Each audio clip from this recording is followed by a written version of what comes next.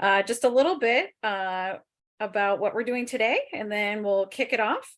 My name is Jen Fullick. I'm our Director of Health and Safety here at IFSA. Worked with a couple of you, so nice to see some familiar faces. Before we start, just a few housekeeping items.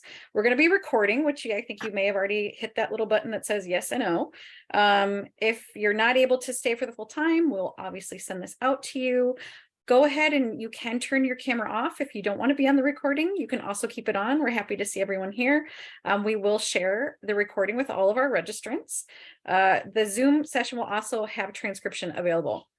So if you have live subtitles, you can hover over the buttons on the bottom of your screen, and they should allow you to enable them for the presentation. Any other updates? Go ahead and try to set those now. Looks like everyone's in pretty good shape. Also, we will have a dedicated Q&A at the end, but also go ahead and put something in the chat. This is definitely a discussion kind of presentation. We want discussion. It's about an evolving topic and one that I think we're literally experiencing every day. So by all means, it's evolving and current. So please do share your thoughts and ideas and questions, and we will have that time at the end. So without further ado, I am delighted to introduce to you our panel today. We have Lauren Ruszczyk from our great partner in Maryland at College Park, University of Maryland. She is the Senior Associate Director in Education Abroad. We also have Dr. Levester Johnson. You can call him LJ. He is our Vice President for Student Affairs at Illinois State University. And as I mentioned, my name is Jen, here with you from IFSA. And we're going to go ahead and get this discussion going. So next slide, please, Marcy. Thank you. At IFSA, we've made a lot of health and safety observations this spring term. I think everyone here, and it's probably why you are here and joining this conversation, you've seen a lot of things that are the same, and then a few things that seem a little different this term as we navigate this world, especially with what's going on politically and environmentally and everything in between. So what I'd like to just call out are a few of our trending topics, and then we get to really dig into some meat and potatoes with what Lauren and LJ are going to provide for us. We've seen students that are wanting to use their study abroad experience as a way to explore their mental health, or to maybe have a change in their life, that they want to be in a different environment, and they see that as a way to find a new environment for mental health issues or concerns. Additionally, to be able to participate in counseling. Some of our students were uncomfortable with counseling in their home environment, and they saw a new environment as a place where it was safe for them to participate or reach out even to us and ask about what counseling looks like in the country that they're studying in. We're also seeing more students disclose after they arrive, disclose discomfort with rooming with other students, being with other students, sitting next to other students, a lot of things in terms of that social interaction that I think in some cases were students that weren't aware of it, not until they got in country. And then on the other side, maybe weren't ready to share that information until after they got in country. And then finally, we're also seeing some of these complexities with telehealth. Students that have that counselor in their pocket, wanting to take it into a new context of study abroad, and there's a lot of complexities there. So I just highlight a few for what we're seeing across all of our global regions at IFSA. But let's get into this. Marcy, if you don't mind, the next slide with a poll. Thank you.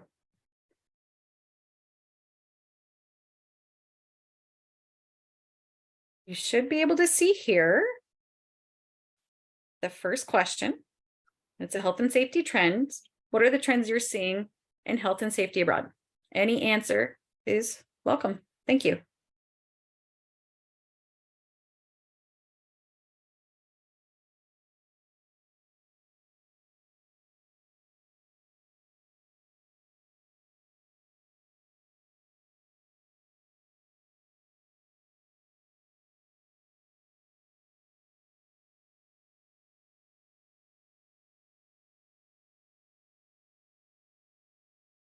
Give everyone just a little bit of time. Marcy, go ahead and let us know if there's anything else we need to do. I think we're in good shape. Good, great.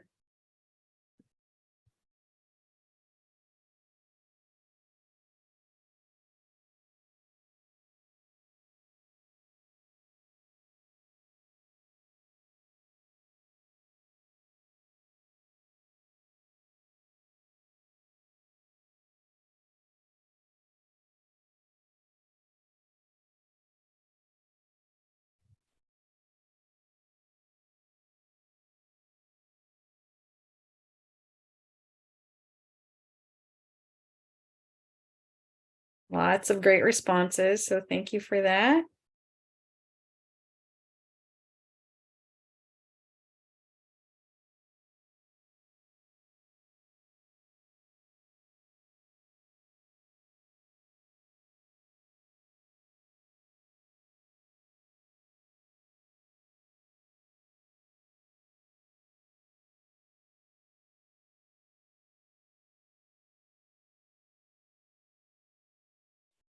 Jen, am I okay to move forward after this? I'm sure you all can see the results. I just want to make sure since I have a different view.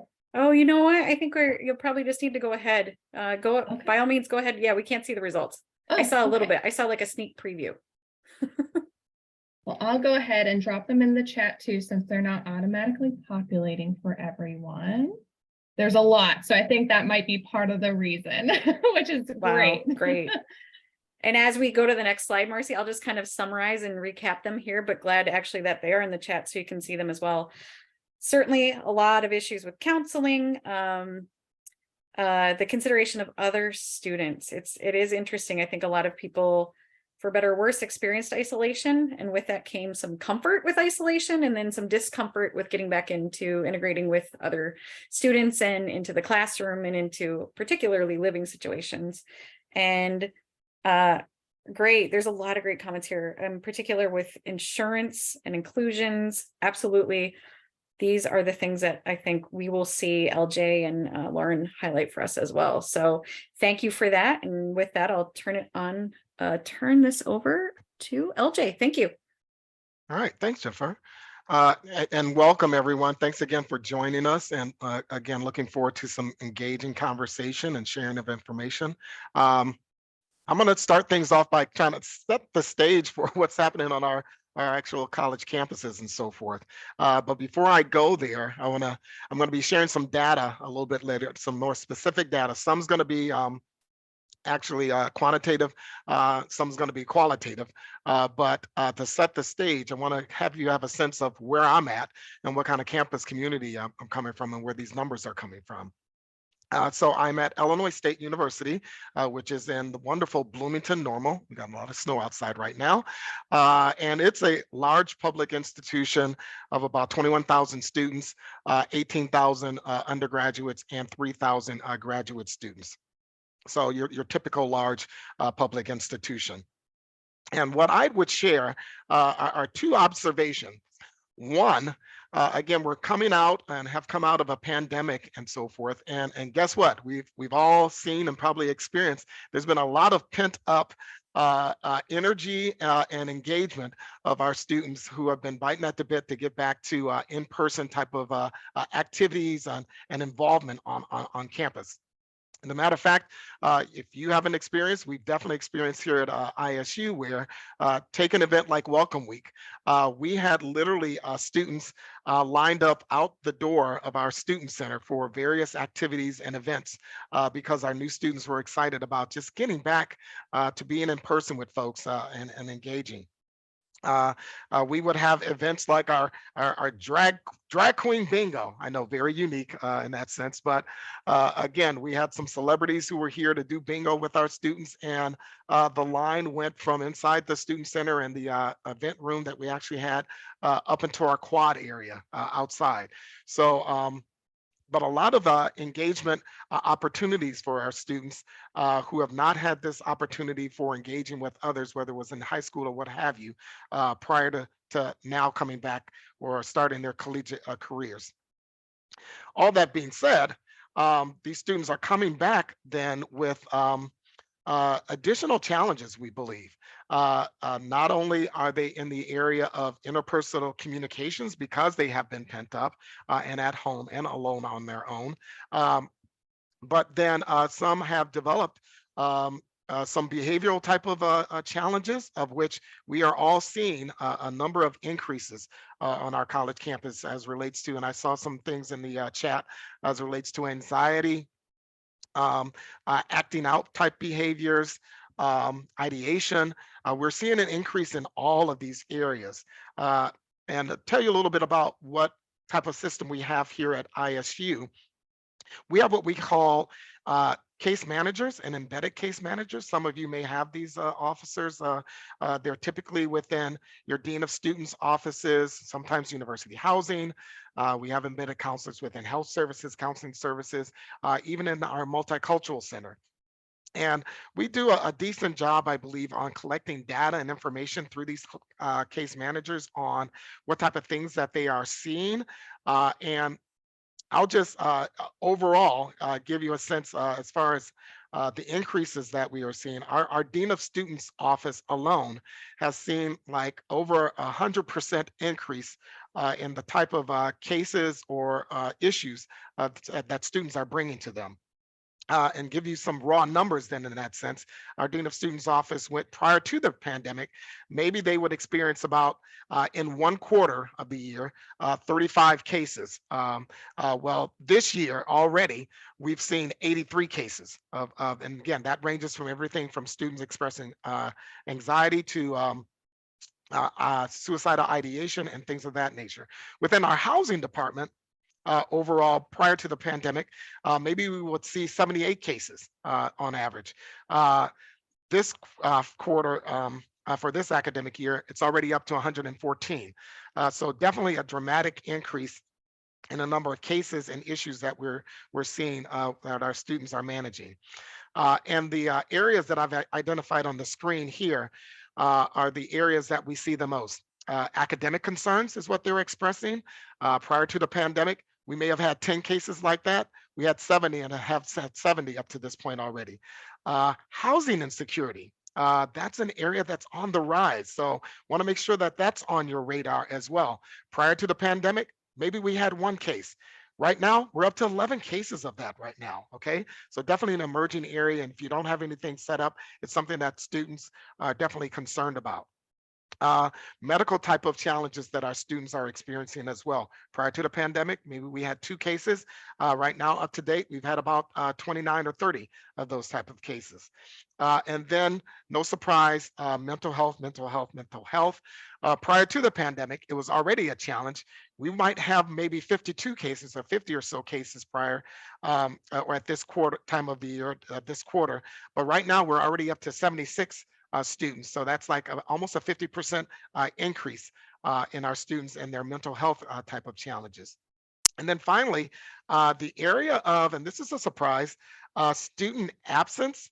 Prior to the pandemic, we actually had 16 students, and those numbers have actually dwindled down to 3 up to this point. These students are glad to be back, they want to be back, and they want to engage, and they're seeking help. All right. So we're seeing all these type of behaviors with our students right now. And those are just some numbers in order to help set the stage as to what we're seeing on our college campuses.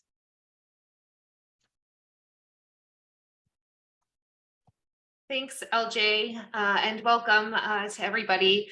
In so many ways, I can make this easy and short and say ditto to what LJ said and much of what was captured by y'all in the chat.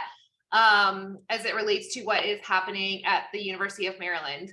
I appreciate that LJ flagged housing insecurity, and I would add to that food insecurity is another trend that we've really seen pick up quite a bit throughout the heyday of COVID, and it continues in subsequent semesters.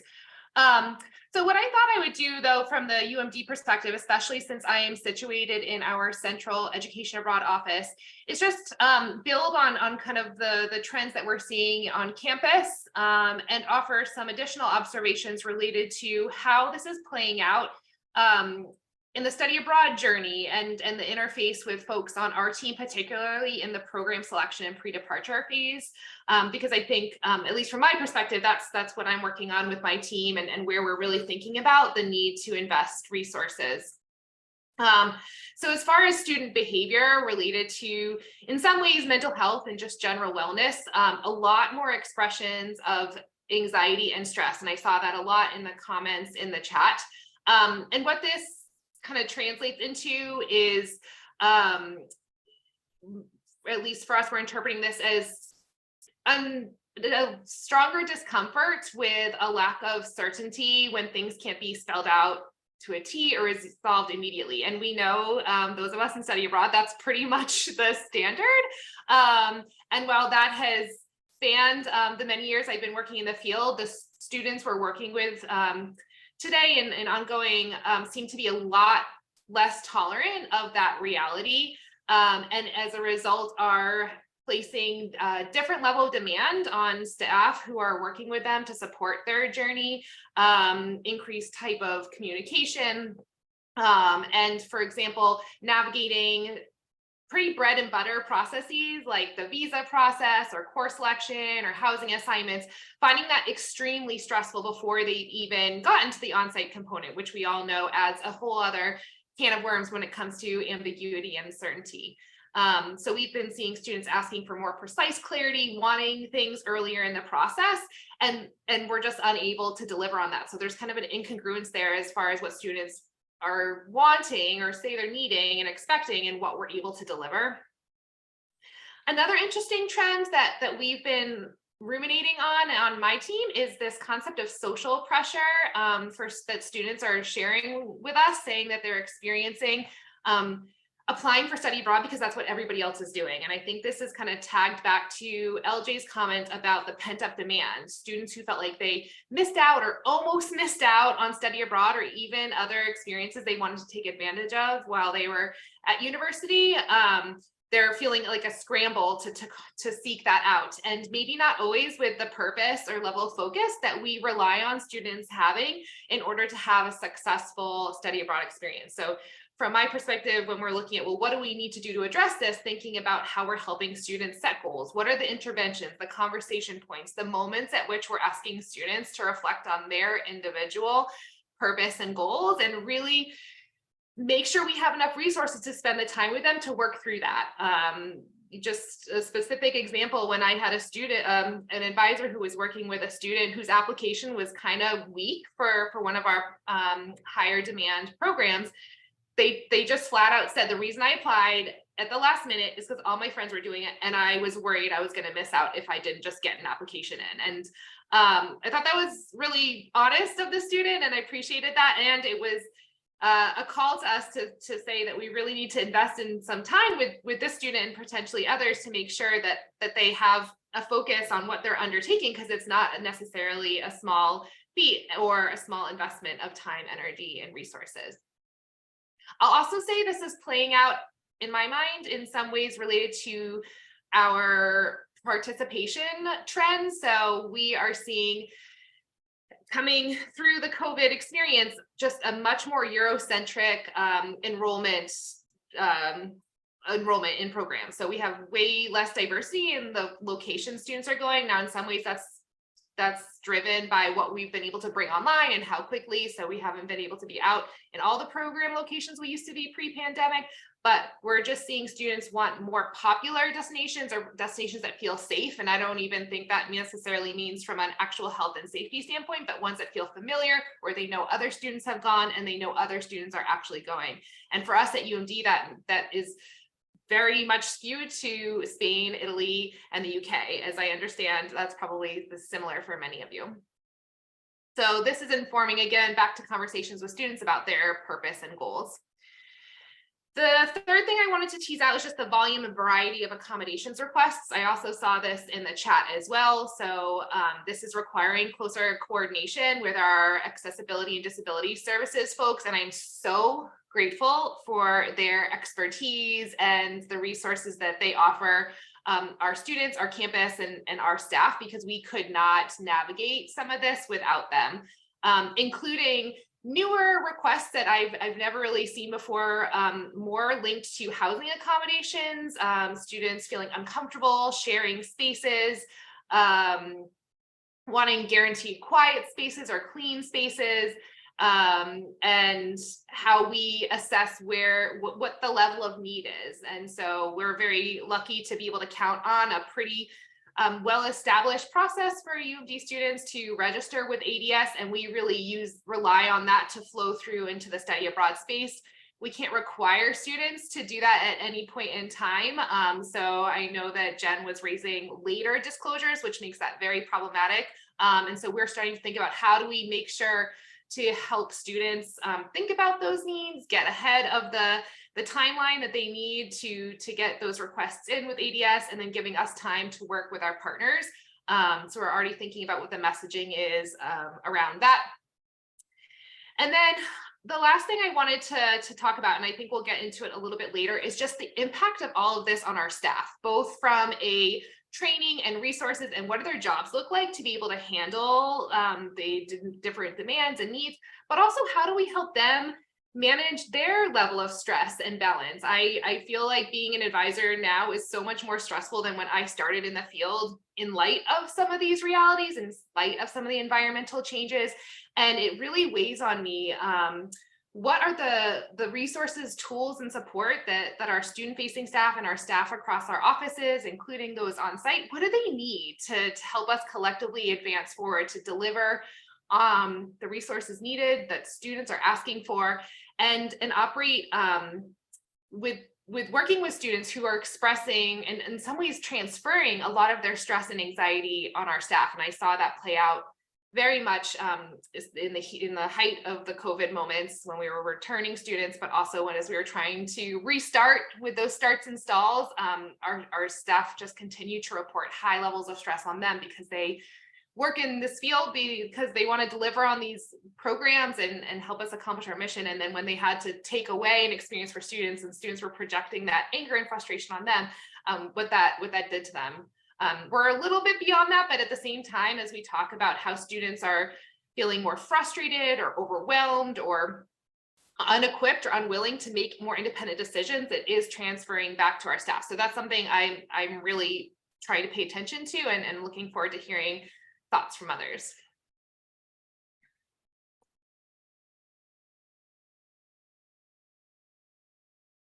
Go ahead with our second poll. Thank you so much, LJ and Lauren.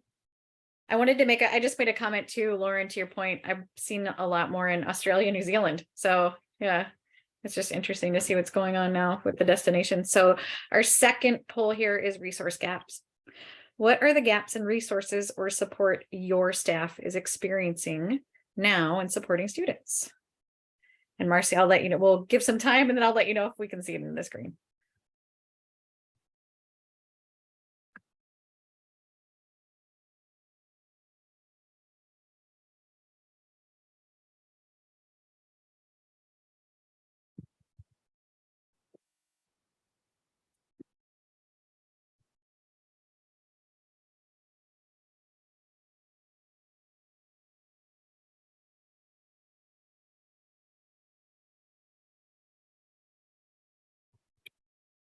Thank you. The answers are still coming in. And, when we were preparing for this session, one of the surprising things, or I thought that Lauren really crystallized this well for me, was to talk about that fear of missing out. I see that.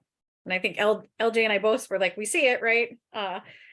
And just saying it in that way, it's true. We're seeing a lot of students that are maybe not necessarily going to the program that they wanted to, but because their group of friends did. And that was something just a little bit different for all of us. So.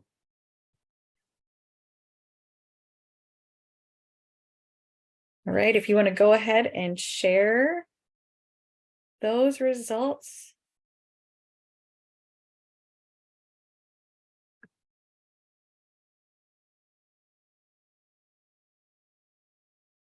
Looks like I'm going to go ahead and just summarize what we're seeing in the chat here. Thank you all. Great participation rate, by the way. All of us research nerds are very impressed by the by high level of participation. So thank you. It's a good sign. So certainly funding, competing priorities, absolutely not enough time for advising. Seeing that too, where it's like, oh, I just want to build things out and get things in place, but I've got to respond to the urgent issue. Seems like every day, right? Understaffing, figuring out a way, the best way to get the right info to students before they depart. Absolutely. As we're sitting here in January, I think a lot of us felt that. So much to communicate, and that it's important that the old ways aren't working. Very interesting. Hopefully we'll have a chance to talk about that. 2-person office, certainly. And as some places are coming back with restaffing after not having staff after several years, that's absolutely true. Mental health support, turnover, training, policies, risk management, understaff, lack of time to really dedicate to advising, application, to help with the application process. And it looks like we might even have some more.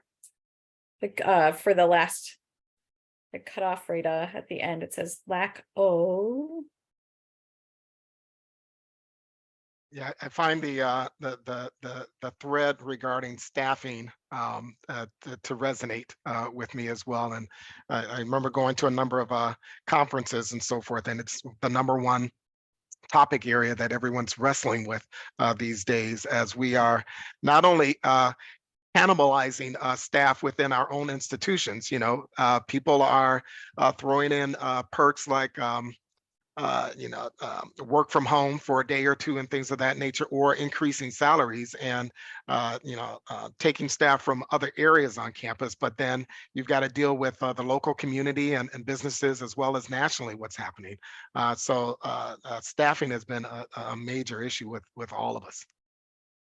Absolutely. Thanks, LJ. And it's just to add to that point too, I think the resource that I put into is even just like staffing in other businesses and industries, like counseling. Right now, I'm really having a struggle when I need to schedule those counseling appointments with students. They don't have them available. So, and we used to be really in a position to quickly respond to, hey, we're looking for a male counselor or this particular experience. And now we're really trying to prioritize of how we get those services to students. So thank you for the participation here. We're going to go ahead and move to the next slide and over to LJ. Thank you. Yeah, no, and good point. And follow up on that, as it relates to counseling, we're down 6 counselors here at ISU. It's difficult filling those positions, and when folks can be out there having their own private practices, so that makes it a challenge then for us to have sufficient staffing on our college campuses, let alone the support that's needed when our students go abroad then. So definitely a challenging area. So how do we set students up for success, right? So what do we do with all of this? We know we have the challenges prior to the pandemic. They're compounded right now and so forth. We're seeing a lot more of this. So how do we deal with that, as well as managing then expectations? One of the things we talked about in the past is the challenge of raised expectations as relates to institutions' responsibility to support students and families then moving forward. And one of the conferences I went to, we had an outstanding speaker, Anya Kamenes, who wrote a book coming out of the pandemic, where she had done a study, and the book's called The Stolen Year. And it really chronicled and followed the experiences of our students and our kids during the pandemic, and some of the outcomes of that as well. And one of the things that resonated with me that she talked a little bit about is this aspect of one, that this is not going to be a quick fix as far as addressing where not only our students are at, but where we are at as far as staff and folks who are trying to support students. It's not going to be a quick fix, and that it may take up to, some experts say up to 10 years for us to really get back to a place where we're really balancing it where we were at before, or close to where we're at before, or that we've created whatever a new normal might be. So there's definitely not going to be a quick fix, and so we've got to do some things in order to make sure that we're supporting ourselves to come out of this on the other end feeling like we're making progress, both for our students, again, as well as staff. And she really outlined a number of areas, or 5 areas by which we can really get back to a place of equilibrium, and where we're meeting expectations for society as well as ourselves. And these areas dealt with us all taking time for ourselves and our students to recover and actually getting some rest. I don't know about you all, but when I came back from the winter break this year, I was still tired.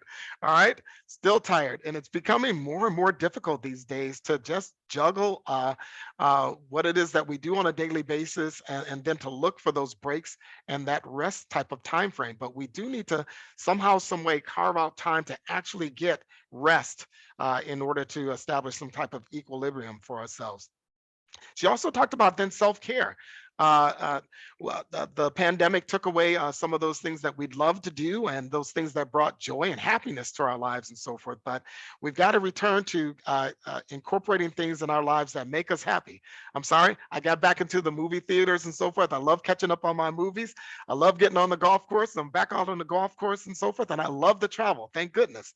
But you got to get back to those things that assist in bringing joy to your life. That brings then that self-care and managing self-care in our lives. And then she talks about what we call controlled exposure.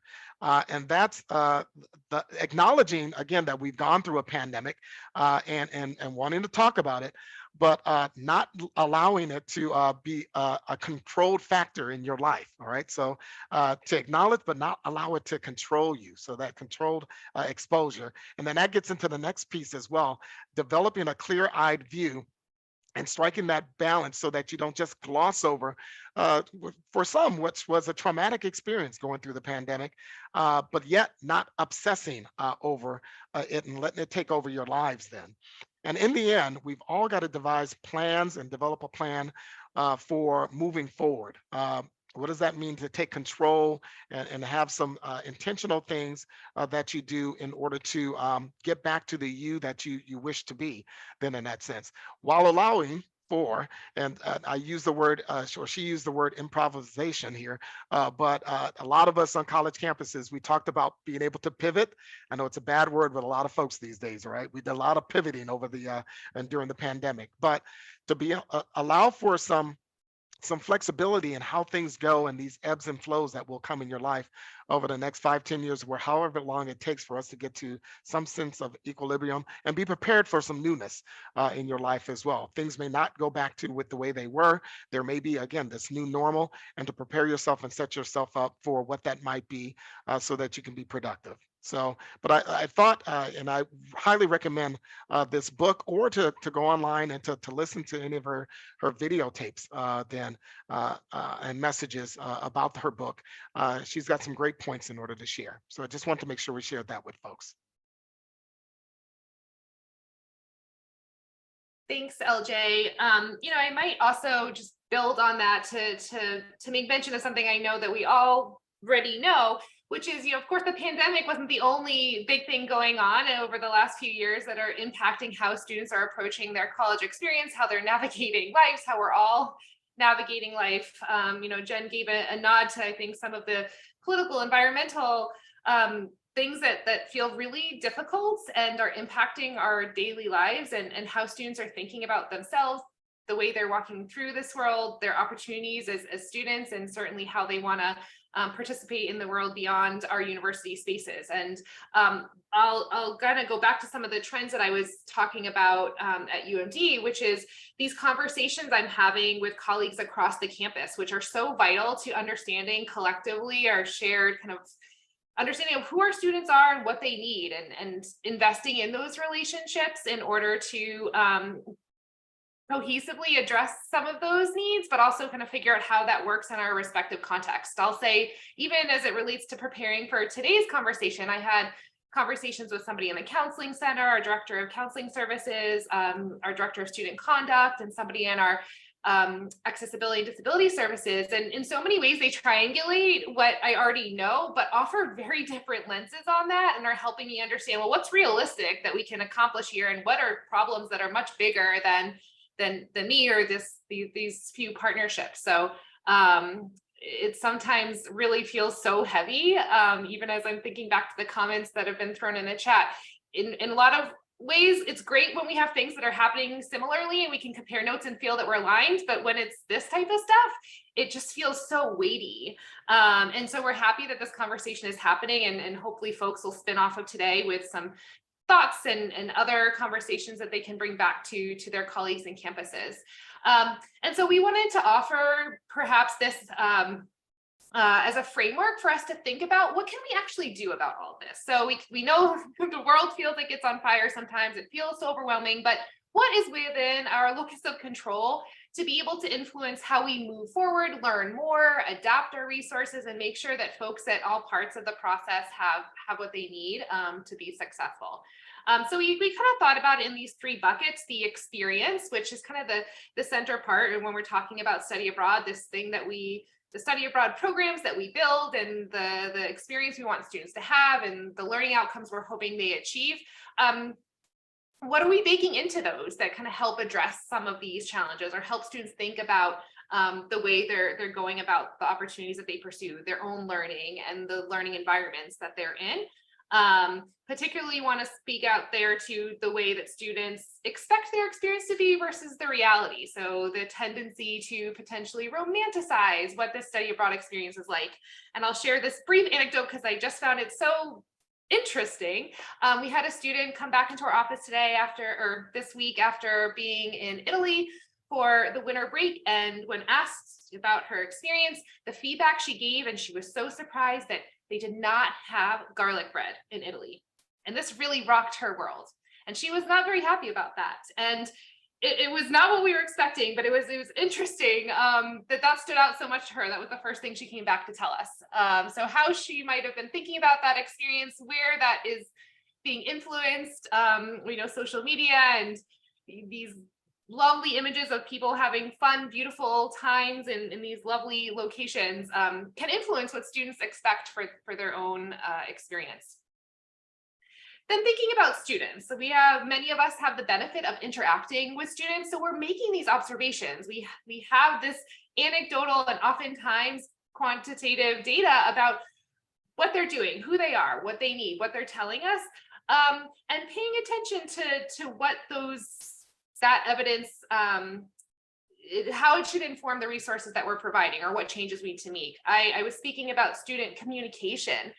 I have seen the way that students are communicating with professional staff change over the years, and in the way that they see the relationship between them and our student services staff, and what they expect from them. And how do we as university communities help check students against some standards, some professional standards, some ways that they say, here's how we can help each other and we can work towards a solution. And here's where we're going to get really stuck if we go down this communication path. Helping them build goals and plan for their experiences. I love how IFSA really bakes that into their process, their advising, and some of their on-site activities.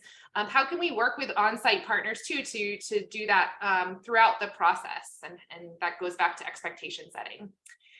And then thinking about really us, our offices, our services, our materials, what again is within our control that can influence the outcomes in a productive way. Something that we were chatting about is how we promote study abroad. So are we contributing to this romantic idea of what a study abroad experience should look like by the way that we are presenting the photos that we're using and the testimonials? And how can we help students tease out as they've returned? What are some challenges you confronted? How did you overcome that? Reinforcing the value of being in moments of discomfort, and what that can do for your learning and your experience. And so kind of thinking about where we may be contributing to some of the problems or challenges that we're seeing for ourselves. And then these last few bullets, thinking about the resources that we have, to make sure that we are including all students as well as other stakeholders and attending to their needs in really different ways.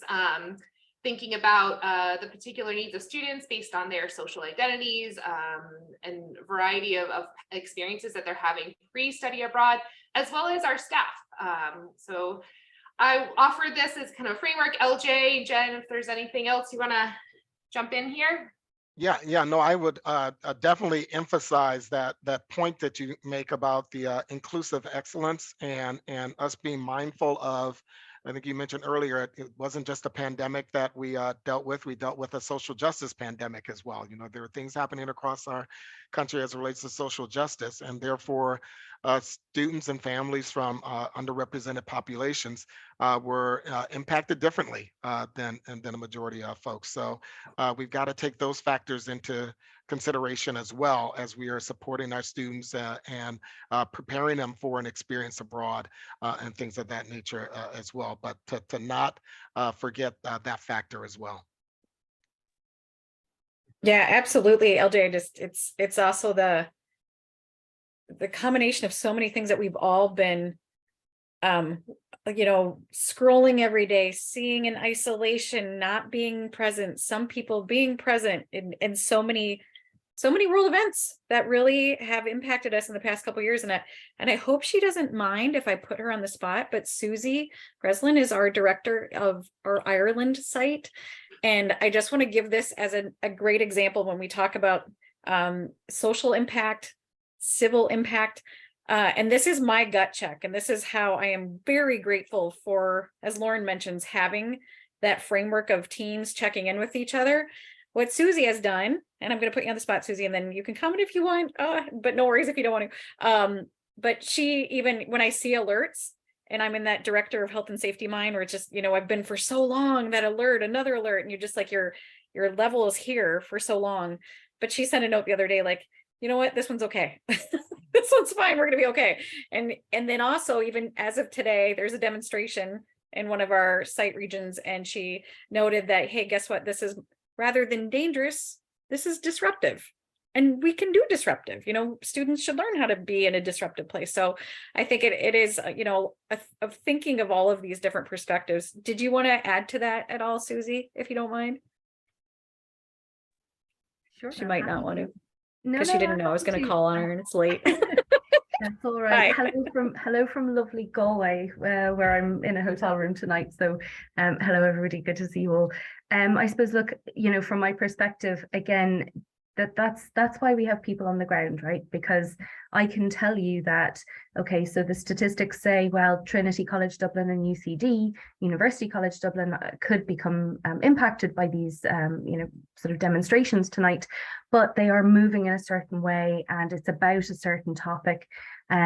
So it's unlikely to become, dangerous. Now, look, we don't want our students going anywhere near them, so I'm calling it disruptive rather than dangerous. But I want to also give the students, context. This is, a modern city that they're living in and that they've chosen to travel to.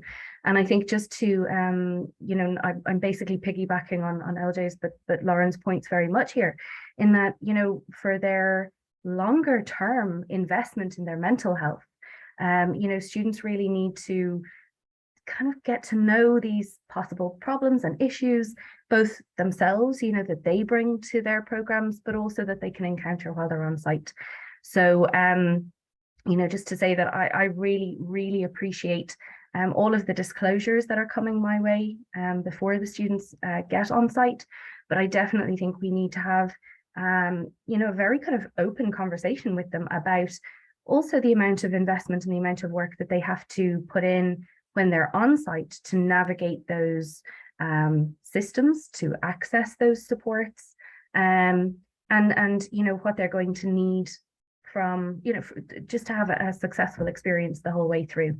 And also to understand that this is a process. So, they might be feeling great in the honeymoon phase at the start of their semester, but they could end up needing these supports later on in the semester. So to have a kind of a longer term, I suppose, view of their semester. So not to idealize.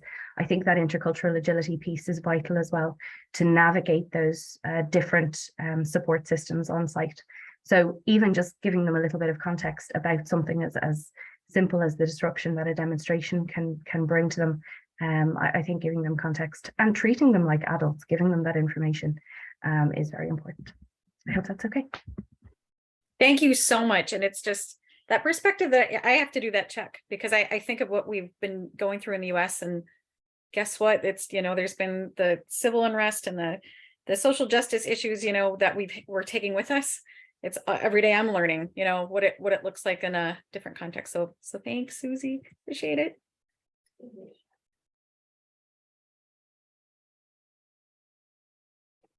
So real quick, just some resources and call to action. LJ did a great job of explaining why this work is so helpful in kind of getting your head around what's going to happen in the next couple of years, or what we can think may happen in the next couple of years. We don't have a crystal ball, but what will the pandemic look like in our world? How does that affect study abroad? We will continue to collect data. Many of us that are here today are members of the forum, of Pulse, and we are doing a lot right now to even think about how we evolve our data collection for new and different mental health issues, and disclosure times and length and duration, and what that means for supporting students. So there's a lot of collaboration here, and it's exciting that in this field we do continue to collaborate across all of our organizations. And then finally, an example of what we do at IFSA too is we develop care plans. And this is something we started a little bit, a couple of years before the pandemic, but that's definitely evolved. And it's also something that we work with students on, and it's now much more student driven. And we find that when we do that, the students are taking a lot more ownership.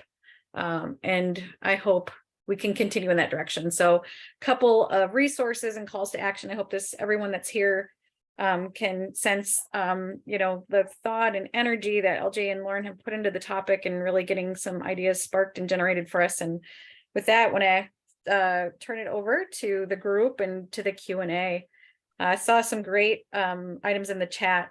If anyone would like to share, and if Marcy had any other comments as well. I thought I might just use this as a quick opportunity before we dive into the Q&A to build on that last slide, Jen.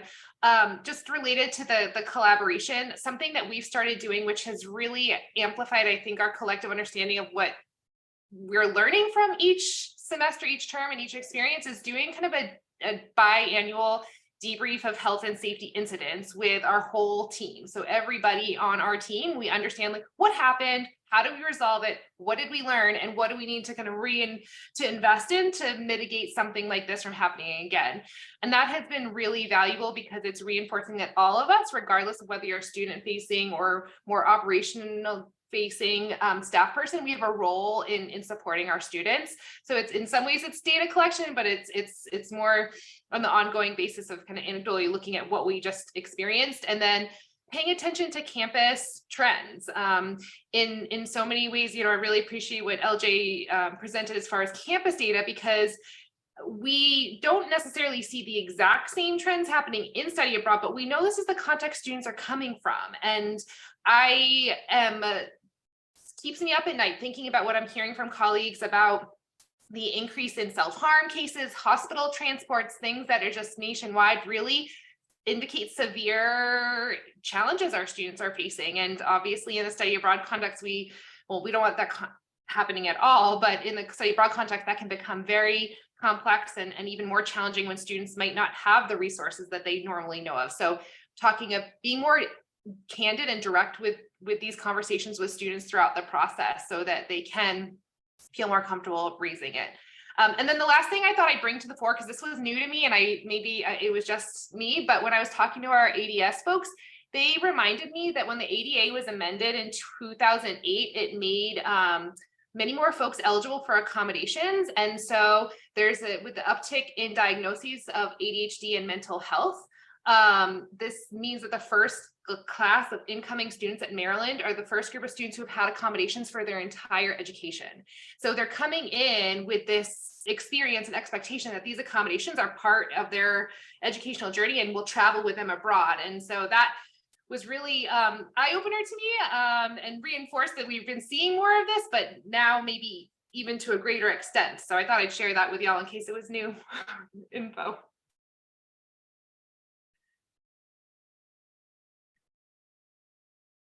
Jen, you're muted. Absolutely, Lauren. It's especially these things that are evolving. We rely on our colleagues here to help us stay updated and current, because there are so many changes just in the past couple of years that with staffing shortages also make it really a challenge for us to stay up to date. So thanks for sharing that as well. A couple of questions here. I'm going to just focus on one in particular, and that is Allie asks a question about what does your incident data look like, and what do you use to collect that data? So LJ, you want to take that one? Sure. Again, we have case managers within a number of different departments on our campus, and they use the same template after meeting with a student or addressing an incident and situation where the template includes maybe 15 or more different categories by which the student is what the student experience is. And it's a check all that apply type of boxes then in that sense. So in addition to keeping track of the number of incidents, and we've got specific data on the number of incidents that take place, we get the chance to then check a box as to, it could be both anxiety, it could be academically related, that where that anxiety is coming from, and it could result in some type of health type of manifests itself in some type of health situation. So, but we check all boxes that apply. All that data is collected and then put into, and I don't know what our system is, but there is a collective online system by which we collect that data from those incidents. And then between, again, we collect it from our Dean of Students office, which deals with then all off-campus type of situations. If students are living off campus in apartments and houses and things of that nature. And then our housing department collects all the data through their case managers on the incidents that take place within our residential environments. And then what we do is we pool the two in order to do quarterly reports and share that throughout the division so that we know what type of trends are taking place, what's going on with our students, where we've fallen short, and what this webinar and this opportunity to participate this in, and it's how we need to be sharing this information with our campus partners. We need to be sharing this with our study abroad folks. We need to be sharing it with academic affairs and so on. So we need to get that information out, not just leveraging it for ourselves, but to get it out to our campus partners, especially when they're sending students abroad, and who knows what type of support that they might need there. So, but we check the information on a quarterly basis and then do an annual report on that data as well. Thanks, LJ. We do a similar tracking system with case management. We use Salesforce, and we have codified our different types of incidents. But what's been interesting, those of you that are part of Pulse or part of Forum, we're talking about how those categories are evolving. And now we might even need to be a little bit more granular about how we report and how we escalate mental health cases. So I think that's something that's kind of a new horizon for a lot of us. Lauren, did you have anything to add on that? Great. Other questions or we're just in our last couple of minutes. Wanted to see if there's some closing comments, any burning questions from the audience. Happy to relay if you want to put one in the chat or unmute. Great. There's really a lot of great resources as well. So thank you. Katie has shared her model in student affairs for support. I clicked on the link and it looks fantastic. And then in addition, I just checking for the name too. Sharing also a telehealth service that's really been useful. Sorry, we have a lot of chats, so I can't find it right off the bat, but again, this will be also sent in the recording. So thanks everyone. And yeah, I'm turning it over we'll start with Lauren and then close out with LJ for last thoughts. Thanks, Jen. I think my last thought is really to this collective pause we need to take and remember we can only do so much. I mean, it's really heavy to hear everybody's comments about feeling understaffed, overwhelmed, under-resourced, and I think we need to be having good conversations with our colleagues, our supervisors, our leaders about what we can and can't do. This reminds me of so many times we've said we need to have some trade-offs here. Like we can keep making sure students are safe and healthy abroad because it's going to require more and more. And then maybe this means we stop doing so many programs. And those are not conversations that are fun to have. I don't know, we usually don't like having them, but I think it's pretty critical we be very realistic about what we can accomplish with the resources we have, both for the purposes of delivering on our mission to our students, to their continued health, safety, and success otherwise on study abroad, as well as for our own selves, our own professional well-being, our own well-being in general, and continued ability to support the amazing work that's being done in our field. So that's obviously way easier said than done, but I hope that we have more of these conversations with each other and in the field about how we really do that and keep going when we seem to have less to do more. That's great. And I'll add again to the point of when we are collecting data and have some rich information that we can leverage in order to better support our students, that we are sharing that information with our partners and our colleagues in other areas and so forth. I know on our campus and maybe with many of your campuses, your divisions of student affairs or the dean of students office is part of your on-call response when students are having concerns or issues overseas, in addition to what IFSA supplies and what your office supplies and so forth. But student affairs can do a better job or can be great partners in sharing the information and the trends that we are seeing. To Jennifer's point earlier about how we're now changing the categories by which we're checking off boxes and so forth. A couple of years ago, we would not have had food or housing insecurities as a box to check off on. Now we do, but to share that information and that data amongst each other on our campuses as well, and be better partners in that sense. So I think that's a great takeaway as well. Thank you to both of our presenters today, and thanks everyone for joining us. And thank you also, Susie, for that last minute call out. Appreciate it. A little later at night for her. And also thank you, Marcy, for this great presentation today. We look forward to continuing the conversation with you all. So thank you so much.